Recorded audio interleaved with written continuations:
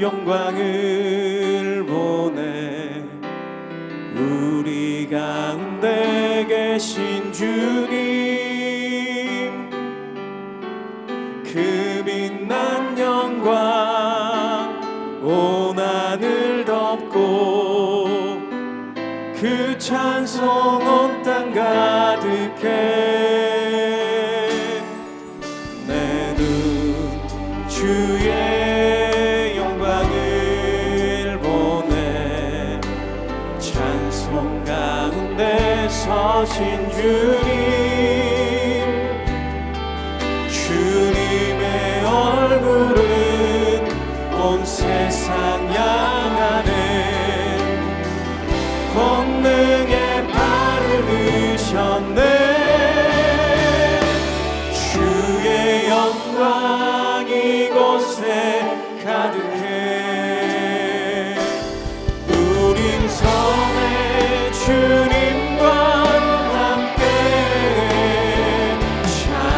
찬양하며 우리는 전진하리. 모든 열방 주 볼 때까지.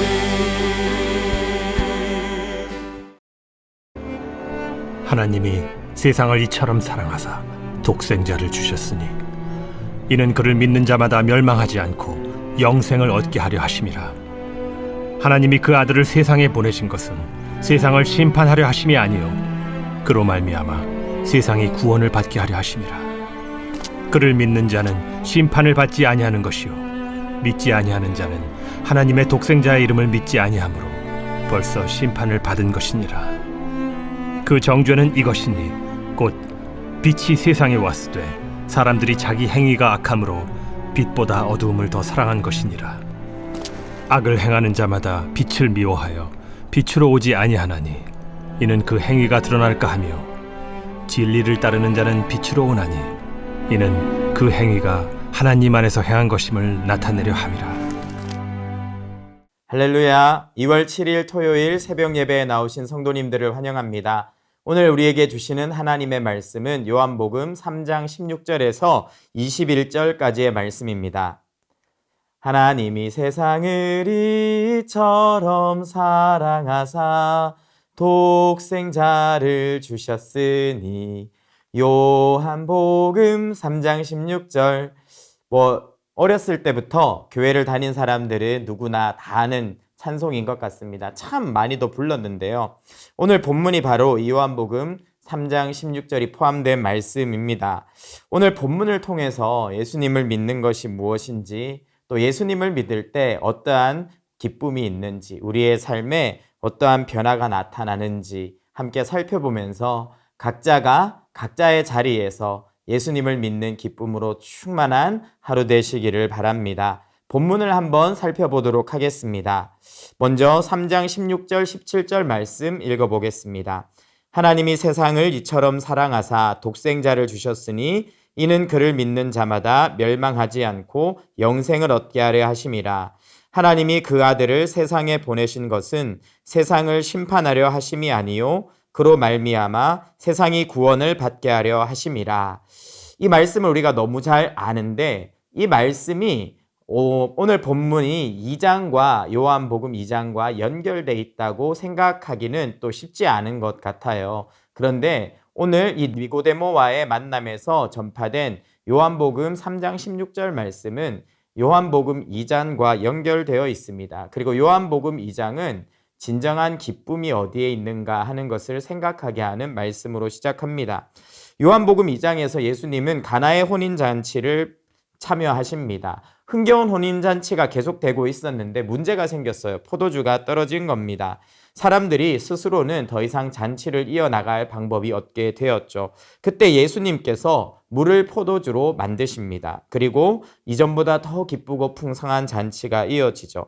이 가나의 혼인잔치는 이 땅은 잔치에 기쁨이 사라진 곳이지만 예수 그리스도가 함께 하실 때 우리가 진정한 기쁨을 누리게 된다는 것을 보여줍니다. 하나님과 함께 하셔야만 우리에게 진정한 기쁨이 임하는 것이죠.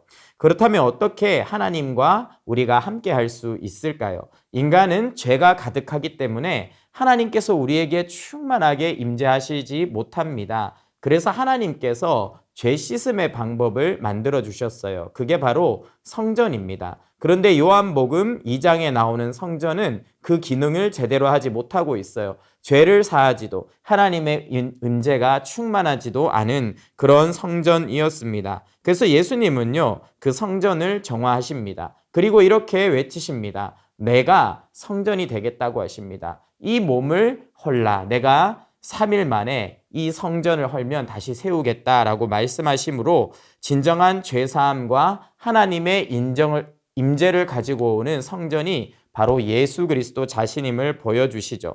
그러면 어떻게 예수님을 통해서 죄사함의 은혜를, 하나님의 임재를 경험할 수 있습니까? 오늘 3장에서 앞절에서 이야기하는 니고데모와의 대화 속에서 그 비밀을 발견할 수 있어요. 그것은 바로 거듭나야 된다는 것입니다. 거듭난 자만이 진정한 기쁨을 누릴 수 있고 하나님의 임재를 경험할 수 있는 것이죠. 그런데 니고데모로 대표되는 종교적인 방법들, 유대교적인 방법들로는 그런 하나님의 임재와 기쁨을 누릴 수가 없었어요. 그래서 예수님께서는요, 3장 8절에서 누구든지 거듭나야지만이 이런 기쁨을 누릴 수 있고 하나님의 임재 안으로 들어갈 수 있다고 말씀하십니다. 위로부터 나야 하나님을 믿을 수 있고 또 그분의 임재를 경험할 수가 있다는 것인데요. 그래서 오늘 우리가 읽었던 요한복음 3장 16절의 말씀에서 믿음은 거듭남의 조건이 아니라 거듭난 사람들에게 주어지는 특권인 것입니다. 하나님께서 우리를 죽은 자 가운데 정말 죽어있는 우리를 다시 살려주셨고 우리가 하나님 앞에 거듭났기 때문에 예수님을 믿는 믿음의 반응을 보일 수가 있게 된 것이죠. 성령께서 거듭나게 하신 사람은 예수님을 믿습니다. 그리고 예수님을 믿은 사람은요, 그 안에 영생이 있습니다. 그리고 그 안에는 세상에서 찾을 수 없는 영원한 기쁨, 마르지 않는 즐거움이 나타나게 됩니다. 그렇다면 예수님을 믿지 않을 때 우리는 어떻게 되는 것일까요? 18절과 19절, 20절 말씀을 같이 읽어보겠습니다. 그를 믿는 자는 심판을 받지 아니하는 것이요 믿지 아니하는 자는 하나님의 독생자의 이름을 믿지 아니하므로 벌써 심판을 받은 것이니라. 그 정죄는 이것이니 곧 빛이 세상에 왔으되 사람들이 자기 행위가 악함으로 빛보다 어둠을 더 사랑한 것이니라. 악을 행하는 자마다 빛을 미워하여 빛으로 오지 아니하나니 이는 그 행위가 드러날까 함이요. 오늘 무엇이라고 말합니까? 예수 그리스도를 믿는 것을 거부한 사람들은요, 빛이 아니라 어둠 가운데 산다라고 이야기를 합니다. 그리고 그 자체가 이미 심판을 받은 것이라고 이야기하죠. 왜 예수님을 믿지 않는 자체가 심판을 받은 것과 다름이 없을까요? 요즘 창세기 큐티를 최근까지 했었습니다. 그때 소돔과 고모라의 이야기가 나왔는데요. 이때 천사들이 소돔과 고모라를 방문합니다. 그리고 그들이 왜 멸망할 수밖에 없는지 소돔 사람들의 죄악을 눈으로 똑똑하게 봅니다. 그리고 나서 롯에게 이야기합니다. 너희의 가족들과 함께 이 성에서 탈출하라고 말하는 거죠. 그래서 롯은 사위에게 가서도 그 말을 전했습니다. 그런데 사위들은요, 그 말을 비웃었어요. 주변의 사람들에게 롯이 또 그 말을 전했을 수도 있습니다. 그런데 아무도 그 이야기를 듣지 않았습니다. 롯과 그의 가족만이 천사들의 손에 이끌려서 소돔을 벗어났죠. 그리고 그 말을 믿지 않고 끝까지 남아있던 자들은 불이 떨어져서 멸망하게 되었습니다. 예수님이 하신 일이 이와 같습니다. 예수님은 소돔과 같은 이 세상에 직접 찾아오셨어요. 그리고 그분은 십자가에서 죽으시고 부활하심으로 누구든지 그것을 믿는 자에게 영생을 주시는 하나님의 유일한 구원의 방법이 되셨습니다. 이 예수 그리스도를 믿음으로 영생을 얻는 하나님의 방법을 거부한다면 더 이상은 우리가 희망이 없는 것이죠.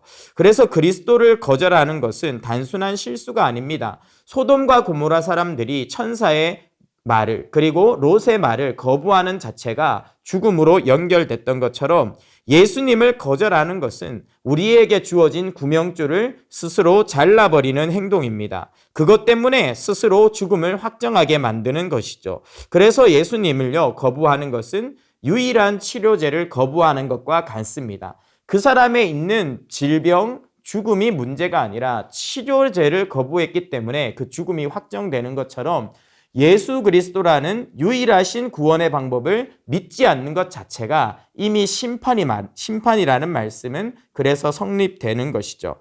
그렇다면 사람들은 왜 유일한 구원이신 예수 그리스도를 믿지 않는 것일까요? 19절과 20절 말씀에 보면 사람들이 빛으로 오는 것이 불편하기 때문에 예수님을 거절한다고 합니다. 빛으로 나가면 자신의 삶의 어두운 것들, 잘못된 모습들이 드러나는 것이 불편한 것이죠. 싫은 것이죠. 그래서 어둠 안에 머물고 예수님 앞에 나오지 않는다라고 말씀합니다.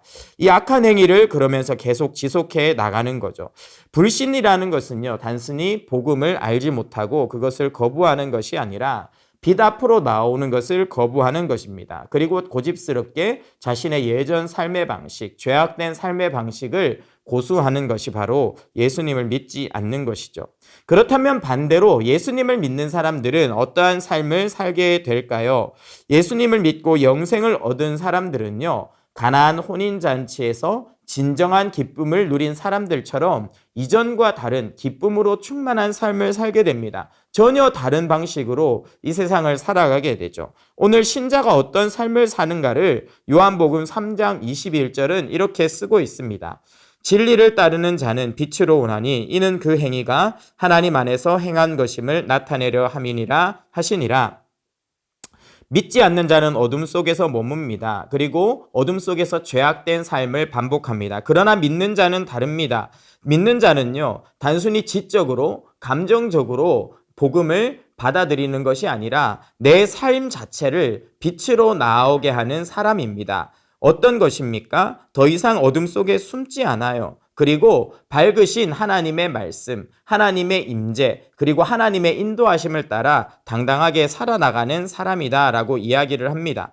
새벽 기도를 갈 때 어떻습니까? 어둠 속에서 부시시한 모습으로 나갑니다. 머리도 막 뭉개져 있고요. 얼굴에는 기름도 번들번들 흐르고 화장도 하지 않았습니다. 그럴 때 어떤 사람들이 너무 가까이 와서 나를 빤하게 들여다보고 아는 척을 하면 반갑지 않습니다. 부담스럽고 모른 척하고 싶은 마음이 들죠. 그러나 화장을 잘하고 깨끗하게 차려입으면 다릅니다. 인사를 해야 서운하지 않죠. 오늘 참 예쁘다고 말해줘야 마음에 기쁨이 있습니다. 내가 누군가에게 보여지는 것이 기분 나쁘지 않죠. 그것과 마찬가지입니다. 우리가 하나님의 말씀을 따라 살 때, 우리가 죄사함을 받고 그분의 충만한 영광이 우리 안에 있을 때 우리는 숨으려 하지 않습니다. 오히려 빛 아래에서 하나님의 말씀 안에서 당당하게 살아나가게 되는 것이죠. 그렇다면 그렇게 빛 아래에서 믿음으로 당당하게 사는 사람들은 어떤 모습으로 사는 것일까요?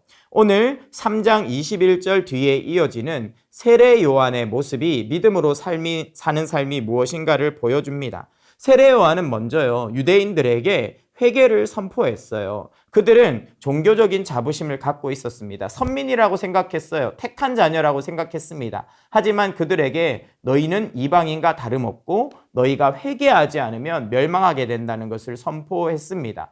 먼저 빛된 삶을 산다는 것은 이런 삶입니다. 세상의 사람들은요, 다 나름대로 자신의 종교, 자신의 철학, 자신의 논리, 자신의 가치관과 세계관을 따라서 살아가고 있어요. 그런데 그들에게 알려주는 것입니다. 너희가 가지고 있는 그 종교, 그 철학, 그 세계관, 그 삶의 방식이 너희를 구원하지 못한다. 너희는 회개해야 한다. 회개해야 생명을 얻는다 하는 진리의 복음을 전하는 삶을 사는 것, 이것이 첫 번째로 믿음의 삶입니다. 또한 요한은 두 번째로 어떤 삶을 살았습니까?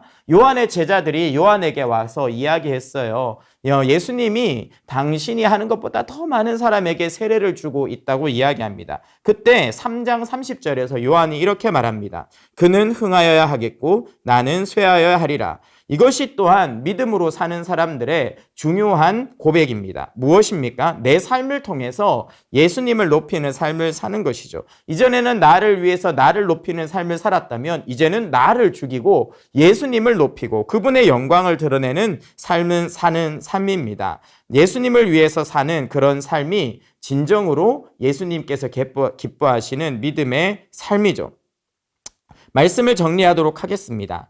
이 땅은 포도주가 떨어진 혼인잔치처럼 시끌벅적하지만 영원한 기쁨은 사라진 곳입니다.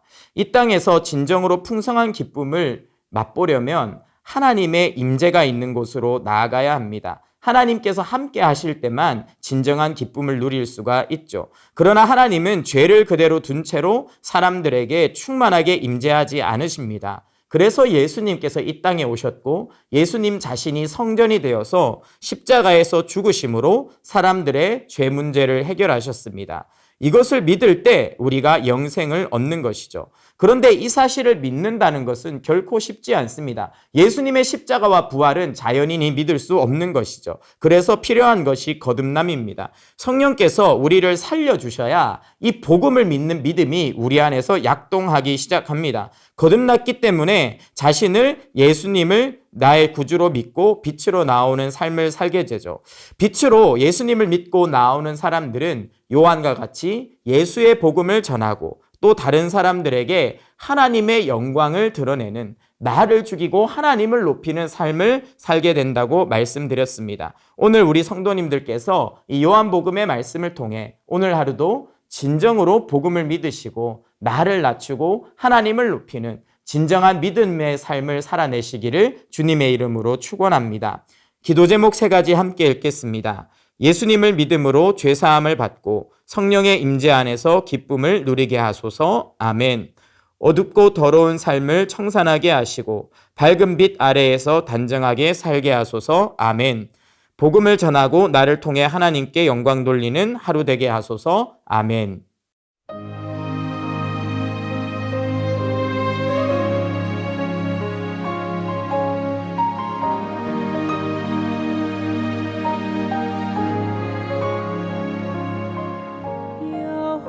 여호와는 나의 목자시니 내가 부족함 없으리. 푸른 초장에 누이시며 나를 쉴 만한 물가로 오 주께서 인도하네. 내가 음침한 골짜기라도 두려워하지 않음은 주께서 나와 함께 하시며 나를 안위해 주시네. 오 주께서 인도하네. 그 손길로 인도하네. 따스한 손길로 인도해. 언제든지 어디서나 변치 않고 사랑해. 그 손길로 인도하네. 따스한 손길로 인도해. 두려움 없고 실패 없네. 주의 사랑 나의 사랑.